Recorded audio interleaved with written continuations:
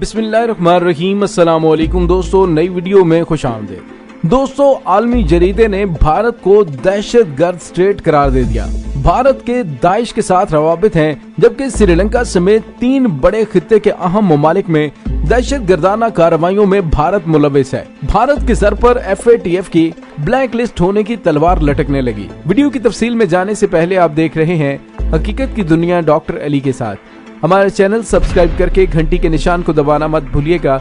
इस वीडियो को ज्यादा से ज्यादा फेसबुक, व्हाट्सएप और सोशल मीडिया पर शेयर जरूर करें। शेयर और लाइक करने के साथ साथ कमेंट बॉक्स में पाक फौज जिंदाबाद, पाकिस्तान पाइंदाबाद और पाकिस्तान के गुमनाम हीरोज को सलाम का नारा कमेंट जरूर कीजिएगा।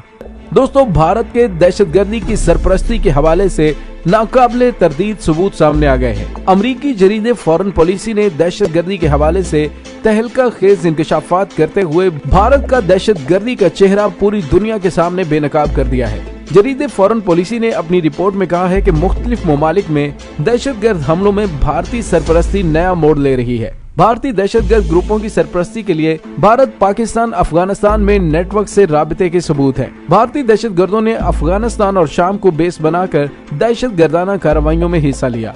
रिपोर्ट में इंकशाफ किया गया है कि काबुल में सिख गुरुद्वारे पर हमले में भारतीय दहशतगर्द मुलविस हैं और दाइश ने भारत में मौजूद अपने दहशतगर्द ग्रुप्स का बाकायदा ऐलान भी किया था। दाइश का यही ग्रुप कश्मीर में भी मुलविस है। अक़वाम मुत्तहिदा भी केरला और कर्नाटका में दहशतगर्द ग्रुप्स की मौजूदगी का इंकशाफ कर चुका है। एक हिंदू के 9/11 के वाक़े के खालिद शेख मोहम्मद से रवाबित का भी इंकशाफ हुआ है। दोस्तों, फॉरेन पॉलिसी का कहना था कि भारत में मोदी ने हिंदू नेशनलिज्म को फरोग दिया है। हिंदू नेशनलिज्म इंतहा पसंदी को फरोग दे रहा है। इलाकाई और आलमी दहशतगर्द कार्रवाइयों में ज्यादातर भारतीय मुलविस हैं। अमरीकी जरीदे फॉरेन पॉलिसी ने भारतीय दहशतगर्दी को बेनकाब करते हुए दाइश और भारतीय गठजोड़ को आलमी और इलाकाई खतरा करार दिया है। रिपोर्ट में कहा गया कि भारतीय दहशतगर्दी की कहानी तारीखी तौर पर दुनिया से ओझल रही है। भारत की इंतहा पसंद पॉलिसी तबाहकुन खतरा है और इसका अगर नोटिस न लिया गया तो ये दुनिया को तबाह कर देंगे। दोस्तों, ये खतरा अगस्त के अवाइल में जलालाबाद की जेल पर होने वाले दाइश के हमले के बाद उभर कर सामने आया। उस हमले ने ऐसे जज्बे का मुजाहरा किया जिसने इस ग्रोह को दौलत इस्लामिया के दूसरे बहुत से इलाकाई वाबस्ता अफराद से जुदा कर दिया है। रिपोर्ट में कहा गया कि मुख्तलिफ ममालिक में दहशतगर्द हमलों में भारतीय सरपरस्ती नया मोड़ ले रही है। भारत दाइश गठजोड़ की कार्रवाइयों में श्रीलंका में ईस्टर पर किए जाने वाले बम धमाके में भी मुलविस है, जबकि 2017 में नए साल के मौके पर तुर्की क्लब पर हमले में भी दाइश और भारतीय गठजोड़ का हाथ था। इसके अलावा 2017 में न्यूयॉर्क और स्टॉकहोम हमले ने दुनिया को शशदर कर दिया था। बताया जा रहा है कि उसमें भी भारत मुलविस था। फॉरेन पॉलिसी का अपनी रिपोर्ट में कहना था कि उन हमलों की प्लानिंग में भारतीय हाथ इंतहाई परेशान कुन है। भारत का दहशतगर्दी में मुलविस होना कोई नई बात नहीं है। भारत दरअसल तालिबान के नजरियात को फरोग देने में एक जड़ और बुनियाद की हैसियत रखता है। कश्मीर में भी भारत में मौजूद इन्हीं अनासर ने किरदार अदा किया। रिपोर्ट में बताया गया कि भारतीय दहशतगर्द ग्रुपों की सरपरस्ती के लिए भारत, पाकिस्तान और अफगानिस्तान में नेटवर्क से रवाबित के सबूत मौजूद हैं। पहले भारत सिर्फ खित्ते में ही दहशतगर्द कार्रवाइयों में मुलविस रहा और दाइश के जरिए मजहबी गिरोहों, खुसूसन नौजवानों को इस्तेमाल कर रहा है। भारत दाइश आलमी मजहबी तहरीक के तहत इंतहा पसंदी फैला रहा है। फॉरेन पॉलिसी का कहना था कि भारत दाइश के जरिए दीगर ममालिक में दहशतगर्द नजरियात को फरोग दे रहा है। भारत दहशतगर्दों के शाम की लड़ाई में मुलविस होने और अफगानिस्तान में दाइश से मिलकर लड़ने के पुख्ता सबूत मिले हैं। दाइश और भारतीय गठजोड़ के नतीजे में दहशतगर्दी में इजाफा हुआ और भारतीय दहशतगर्दों ने अफगानिस्तान और शाम को बेस बनाकर दहशतगर्दाना कार्रवाइयों में हिस्सा लिया।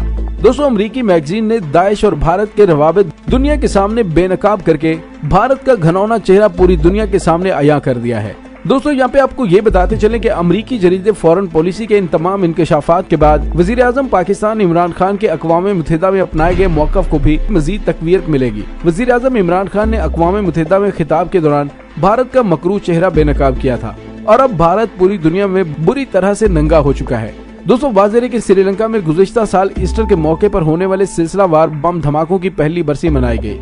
गुज़िश्ता बरस 21 अप्रैल के दिन ईस्टर के हमलों के बारे में मिलने वाली इंटेलिजेंस से इत्तलात और इंतबाहों को नजरअंदाज कर दिया गया और वो पेशगी हिफाजती इंतजामात करने में नाकाम रहे थे, जिसके नतीजे में 21 अप्रैल को दारुल हुकूमत कोलंबो और दूसरे मुकामात पर वाक़े 3 गिरजाघरों और 4 होटल्स में खुदकुश बम धमाके हुए थे, जिसके नतीजे में 253 अफराद हलाक और तकरीबन 500 जख्मी हो गए थे। दाइश ने उन बम धमाकों की जिम्मेदारी कबूल की थी और उन बम धमाकों के बाद इंस्पेक्टर जनरल पुजेट जयसुंदरा ने अपना ओहदा छोड़ने से इनकार कर दिया था, जिस पर श्रीलंका के सदर ने उन्हें मुअत्तल कर दिया था। श्रीलंकन सदर का कहना था कि हमसाया मुल्क की इंटेलिजेंस एजेंसी ने ईस्टर पर बम हमलों से मुतल्लिक 17 रोज पहले जामे तफसील फराहम की थी, लेकिन मुकामी हुकाम उन हमलों को रोकने के लिए हिफ्ज़े मातकद्दुम के तौर पर इक़दामात करने में नाकाम रहे। दोस्तों याद रहे कि पाकिस्तान मुतअद्दिद बार आलमी फोरम्स पर भारत के घनौने चेहरे को बेनकाब कर चुका है, लेकिन अब आलमी जरीदे फॉरेन पॉलिसी की रिपोर्ट के बाद अब भारत के सर पर FATF में ब्लैक लिस्ट होने की तलवार लटकने लगी है।